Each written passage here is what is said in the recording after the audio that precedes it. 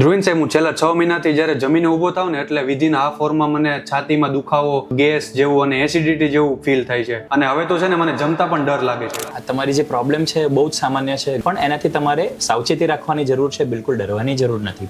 સૌથી પહેલી વાત તો તમે મને એ કહો કે તમને ખાવાનું ખાતા કેટલો સમય લાગે?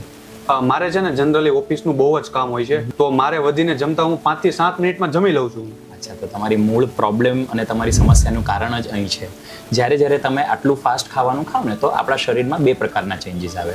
એક તો જ્યારે તમે બહુ ફાસ્ટ ખાવાનું ખાઓ તો ખાવાની સાથે બહુ મોટા માત્રામાં હવા એટલે કે એર આપણા શરીરમાં જાય, રાઈટ? અને જ્યારે તમે આટલું ફાસ્ટ ખાવાનું પતાવી દો તો એને જે પાચન કરવાનું હોય એનું આપણા શરીર ઉપર ભારણ વધારે આવે. અને આ પાચન કરવાની તકલીફ જ્યારે પ્રોપરલી આપણા શરીર આને પાચન ન કરી શકે તો આપણને ગેસ, એસિડિટી અને પેટમાં હેવીનેસ લાગતી હોય છે, રાઈટ? તો આનાથી બચવા માટેના બહુ જ સરળ ઉપાયો છે. એક તો તમે જે કંઈ પણ ખાઓ છો એને બરાબર ચાવીને ખાઓ, ધીમે ધીમે ખાઓ. ખાવામાં કમસે કમ 15 થી 20 મિનિટનો સમય વિતાવો. અને ત્રીજી વસ્તુ કે જ્યારે પણ તમે ખાઈ લો, ખાઈને તરત સૂઈ જવાનું ટાળો. એટલીસ્ટ અડધો કલાક રહીને જ તમે આડા પડવાનું હિતાવહ છે.